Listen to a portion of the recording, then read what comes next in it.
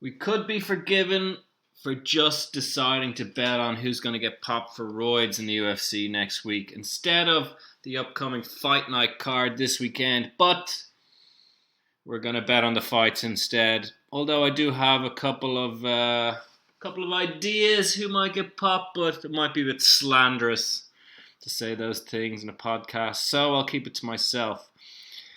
Instead, we're going to look at the next UFC Fight Night on Saturday night. Ben Henderson versus Brandon Thatch. Quite an interesting matchup that is. That's the headline fight, the main event. But let us start at the Carnival with Nick Lintz, and he is fighting a man called Levin Makashvili, who must be Georgian with a name like that. Says he's fighting out of New York, but I know you're Georgian, Makashvili. I know it's some distant relative of Stalin is what you are.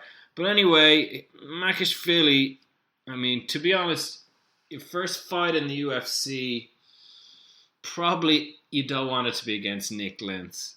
Nick Lentz he's a good fighter. He's going to grind you into dust in a unanimous decision.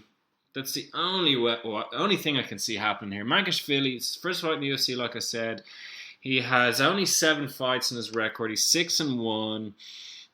He's got a few knockouts, a few decisions, no subs, anything like that.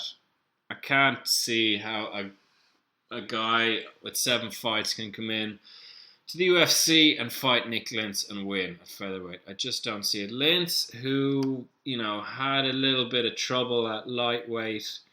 He's not the biggest guy, but moving down to featherweight at 5'8", that suits him a lot better. And, he beat Manny Gambiorni in that decision. That's not that difficult a thing to do, but he lost to Chad Mendes. That was his big run where he beat Hakon Diaz Nunez and Mitsuoka, but then he lost to Mendes. It set him back, and he wants a good win on Saturday, Lentz, and he's going to get it. The bookies obviously heavily favour him, but, 9 times out of 10, Lentz is winning this fight by decision. So lock that bet in. Okay, going to move on to Efren Esquerdo. Hecho on Mexico. That's what he calls himself. I'm not sure what hecho means, but anyway, Esquerdo, if anybody was a journeyman fighter or a jobber, as Conor would like to call him, this man is it. He's been cut twice from the UFC. I remember him beating Philippe Nover in the Ultimate Fighter finale. This would have been Ultimate Fighter 7 or 8. And then he beat Cole Miller, knocked him out, which was quite interesting. But then he lost to Evan Dunham, beat Dan Lawson, lost to Charles Oliveira, got caught, went off to the regional circuit, won 3 fights. Won a couple more fights, went into Bellator, won a fight, comes back to the UFC, boom, unanimous decision, lost to Jacob Volkman and Matt Danzig, the recently retired Matt Danzig. And then he went in the regional, he lost to Griffin and Patino, 4 fights in a row he lost.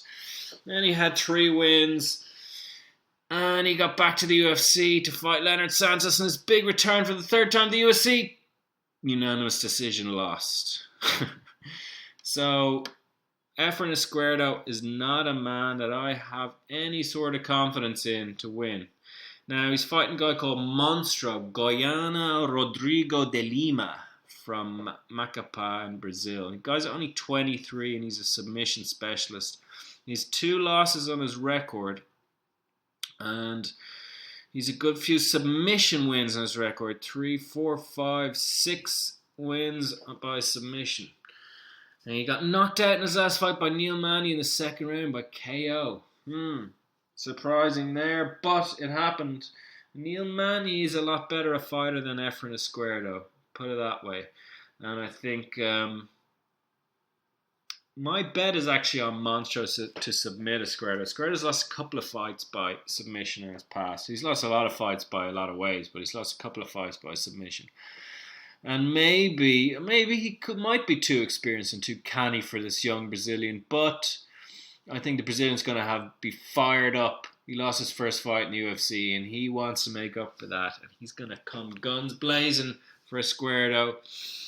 He's going to try and get his back, and he's going to try and sink in a rear naked choke, and I think he's going to get it. That's what I think. It's a close fight in the bookies, but I'm going with Monstro. If you want to pick him by submission, I suggest you do that too. Okay, now Daniel Kelly is fighting Patrick Walsh, Fat Pat Walsh. Now Daniel Kelly is 8-0. 5 of those wins were by submission. And interesting, I'm just looking at his first win here. TKO thrown from the ring. So he obviously picked up a guy and threw him out of the ring in his first fight. I like your style. I like your style, Daniel Kelly from Melbourne, Australia. But recently he's done a lot of submissions. He got a good few rear naked chokes. He won his debut in the UFC against Luke Zacharich by Kimura in the first round. Now normally these guys, he's been on the Australian circuit for his first 8 fights, submitting kangaroos. So when you get to the UFC and on a higher level of competition, you find often these submission specialists and submission phenoms can't lock in the sub against higher competition. But he did it in his first fight in the UFC in the first round by Kimura. Now that is impressive. That's some damn impressive stuff. He's got a knockout in his record as well. So obviously the guy has a little bit of power. Now he's fighting Fat Pat. Fat Pat you might remember from one of the Tough 374 I think it was last year. And Pat threw big looping haymaking punches, had no skills on his feet.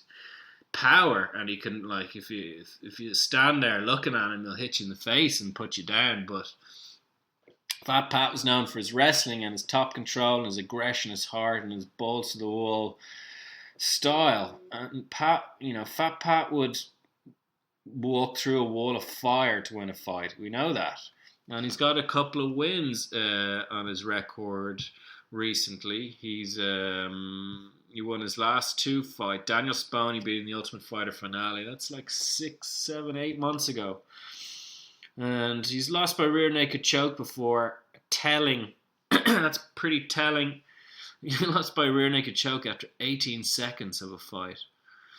So I'm going with Daniel Kelly. And the interesting thing here is the bookies have Fat Pat as big favourite. They obviously think he's going to take Daniel down, smother him, and just dominate for a decision. But I think Daniel Kelly is going to surprise a few people with a bit of Barbie Brazilian Jiu-Jitsu. He's going to get a submission on Fat Pat. I don't know what round it's going to be, but he's going to do it. And even if Pat gets a takedown, Kelly's very dangerous from the bottom. So one way or another, he's getting a sub, and he's the underdog. So that's a big, nice, juicy bet. Daniel Kelly by submission. All right, I think this is another intriguing fight, more so because of the bookmakers' odds. Kichi Kurimoto, Strasser they call him, is fighting Neil Manny. Neil Manny is getting well known because he fought 5 times last year and he won all the fights, which quickly brushes over the fights he lost the year before when he faced stiffer competition. But Manny is big favourite for this fight. Why? I don't know. I wouldn't have him big favourite. He's fighting a guy, an experienced guy, 33 years old, who has won his last 7 fights, and he's won 3 in a row in the UFC. Yet Manny is big favourite. Why? Do they think they're going to knock out this Japanese guy? I don't think he's going to get knocked out. If I look at his record, I see a single knockout in his record, which is his first fight in 2006, where he got knocked out by head kick after 5 seconds. That was not fun for Kichi Kurimoto, but it was a long time ago, 9 years ago. His last couple of years, since 2012, he's gone on a 7-fight streak, and as I said, 3 of those in the UFC. He's a submission specialist. This guy works like a dream on the ground. If he gets your back, you're done. Daniel Sarafian knows all about that. He's got arm bars, he's got triangle chokes, he's got all sorts of different types of ways to finish a fight. And he's got a little bit of power. He's won a couple of fights by KO, so he's got that as well. He's won a few fights by decision. Now, probably most people are thinking, yeah, man, he's going to win this by decision. He's going to dance around, plip and plop, and stick out his jab and his nice kicks and be quick. And Kurimoto's going to probably try and go for a takedown. He might not get it. But I think at some point, Kurimoto's going to get his takedown and he's going to get like the old boa constrictor on Manu's back, and I think he's going to lock in a submission. And if I take a look at Neil Manu, we see, triangle choke submission, guillotine choke submission. One of those was in UFC 163 in 2013, so he's not all that immune, let's say, to being submitted.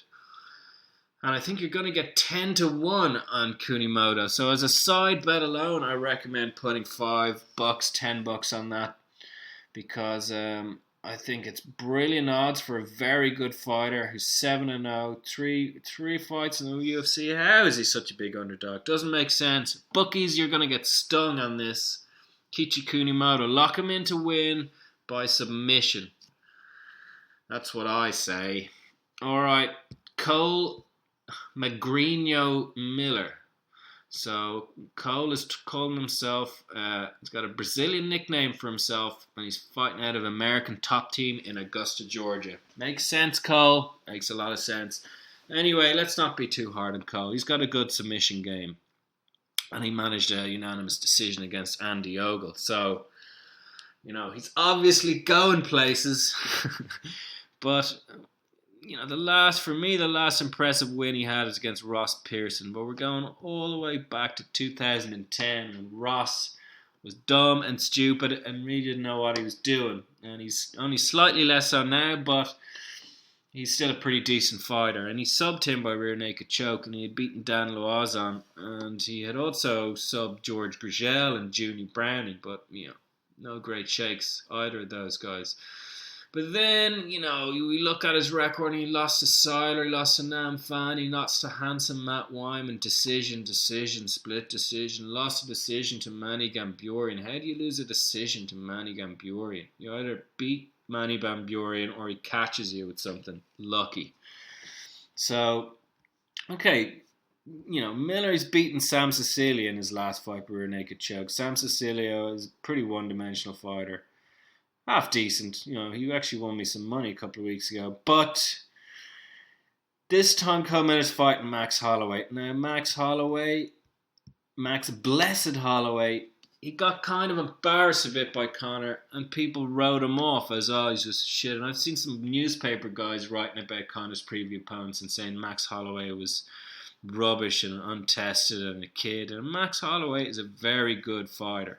And he knocked out Akira Corsani in his last fight, and my granny could probably knock out Akira if she was still alive with some sort of wrinkle kick. But he's won 4 in a row since his loss to Conor. They've been impressive. He's knocked out 3 and submitted 1. And his only previous loss in the UFC before that, he's 3 losses in the UFC. His first fight was 2012. He's very young. He lost to Dustin Poirier by submission. And we give him a buy on that. But then he went and beat Pat Chilling, Justin Lawrence, and Leonard Garcia. A young kid beating those 3 guys. Impressive. He lost a split decision to Bermudez. And Bermudez, all this hype about him. He got the shit kicked out of him in his last fight. But then he lost to Conor by unanimous decision. He's just not on Conor's level. But nobody is, let's be honest. But Max is going to knock out Cole Miller. Cole Miller is going to... He's going to come in there angry and all tough and thinking, I'm tough, but I'm going to smite this motherfucker.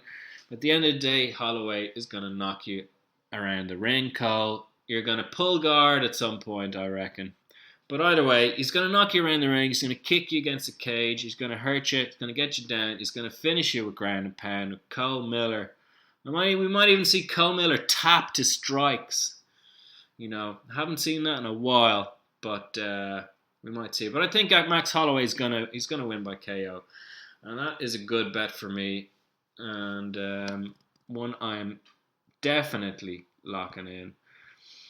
Lastly, we come to the main event of the evening. We got this guy, Brandon Thatch. Ruckus, he calls himself. 6'2", fighting in the welterweight division. How did these dudes make that weight at 6'2" and being a professional fighter? I don't know. Ask Gleison Tebow. Someone asked him this morning and said it's due to diuretics.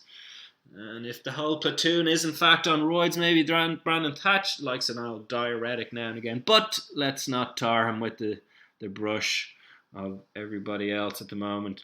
He's fighting Benson Henderson. Benson Henderson moving up to welterweight.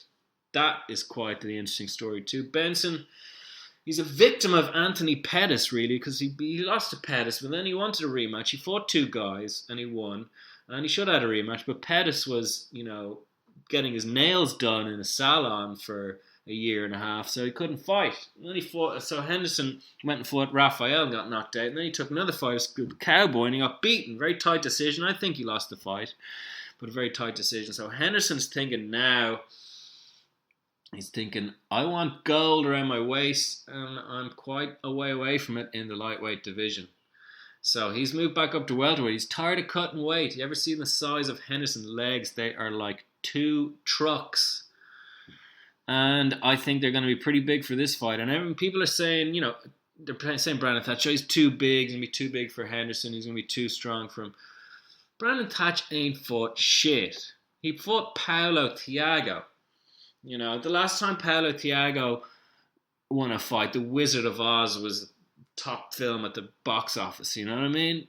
Paulo Thiago does not win fights. He goes out on the streets of Brazil and he fights drug dealers with SWAT teams. And then in his spare time, he gets into the ring as a token gesture to the UFC because he doesn't win. I think he's won 1-6, Paulo Thiago.